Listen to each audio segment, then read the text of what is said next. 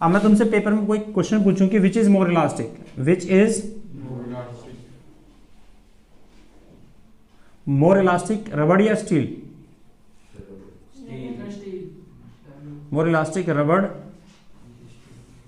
या स्टील?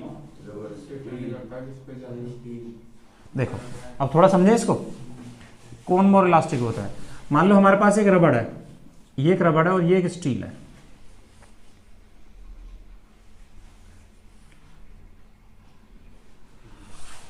दोनों की हमने लेंथ एक बराबर ले ली है, ठीक। अगर हमने दोनों की लेंथ एक बराबर लिए बेटे तो ये रहा दोनों। अब हमने क्या करा, रबड़ पर यहाँ पर एक वजन लटकाया, कुछ वजन लटकाया। इसकी लेंथ कितनी थी, मान लो L इसकी लेंथ है, L इसकी भी लेंथ है, दोनों की लेंथ एक बराबर ली है। हमने इसके ऊपर कुछ वेट लटकाया। वेट क्या काम करता है, डिफॉर्मिंग फोर्स का काम करता है। हमने इस पर तब तक वेट लटकाया, हमने वेट लटकाया 100 ग्राम 200 ग्राम ऐसे कर करके वेट लटकाया, और हमने देखा जब हम इसे 500 ग्राम का वजन लटका देते हैं तो हमने डिफॉर्मिंग फोर्स कितनी दी, 5 न्यूटन। कितना दी बेटे, 5 न्यूटन की फोर्स दी।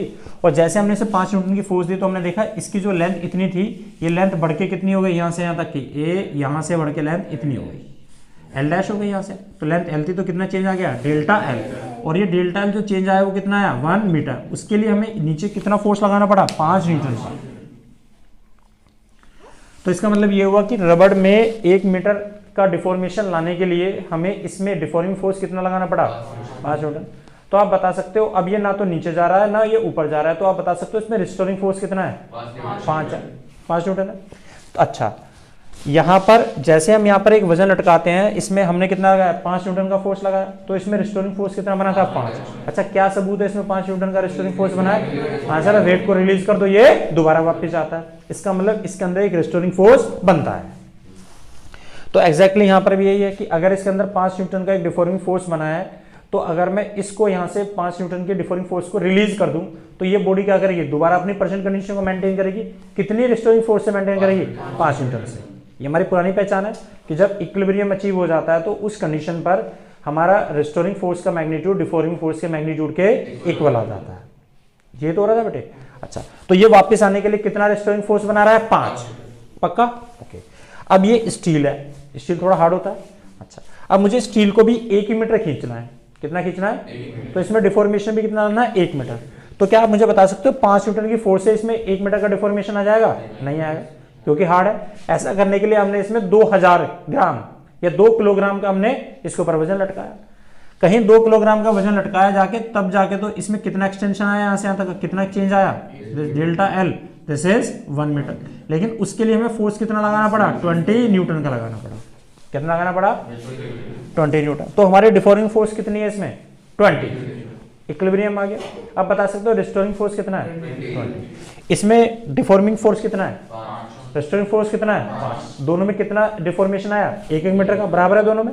अब मैं दोनों को छोड़ता हूं अपनी अपनी प्रेजेंट कंडीशन से, तो दोनों, ये भी अपनी प्रेजेंट कंडीशन को मेंटेन करता है और ये भी प्रेजेंट कंडीशन को मेंटेन करता है, दोनों मेंटेन करते हैं।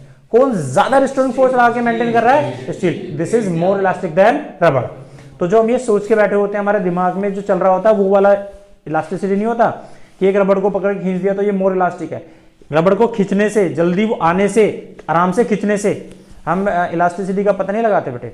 इलास्टिसिटी की पहचान होती किससे है, जो जितना ज्यादा रिस्टोरिंग फोर्स लगा के वापिस आएगा अपनी प्रेजेंट कंडीशन पे, वो मोर इलास्टिक होगा। इसलिए which is more elastic, steel is more elastic ना। तो हम क्या बोलेंगे, स्टील जो होती है, steel is more elastic than rubber. क्यों, having yes more restoring force than किससे, रबड़। एक क्वेश्चन आपसे पूछूं, वाटर और एयर में कौन मोर इलास्टिक है, तो कौन मोर इलास्टिक होगा, वाटर या एयर, वाटर मोर इलास्टिक होती है। क्यों, क्योंकि वाटर को दबाना, उसको प्रेस करना, उस पर डिफॉर्मिंग फोर्स लगाने के लिए हमें डिफॉर्मिंग फोर्स 1 मीटर अगर मुझे पानी को दबाना है तो मुझे मोर डिफॉर्मिंग फोर्स लगानी पड़ेगी, तो वो उल्टा फोर्स ज्यादा लगाएगा। जबकि एयर को अगर मुझे 1 मीटर तक दबाना तो वो दबाना आसान है, डिफॉर्मिंग फोर्स आसान है, तो रिस्टोरिंग फोर्स कम बनाता है। तो आपने देखा भी है, जब हम किसी एक पिचकारी के अंदर जब पानी भरते हैं तो उस पानी को जब हम 1 मीटर दबाते हैं पिचकारी की हेल्प से तो हमें फोर्स ज्यादा लगानी पड़ती है, डिफॉर्मिंग फोर्स, तो रिस्टोरिंग फोर्स ज्यादा बनती है। लेकिन एयर को हम उसी पिचकारी के अंदर खाली एयर को दबाते हैं, खाली बिना पानी के, तो उसे 1 मीटर दबाना आसान है, डिफॉर्मिंग फोर्स कम है तो रिस्टोरिंग फोर्स कम बनता है। तो जब रिस्टोरिंग फोर्स कम बन रहा है तो इसका मतलब क्या है, उसकी इलास्टिसिटी कम है एयर की और पानी की इलास्टिसिटी ज्यादा है। तो विच इज मोर इलास्टिक? तो exactly we can write it, water जो होता है, नोट करके हम लिख सकते हैं, वाटर जो है, water is more elastic than air. आगे बढ़े।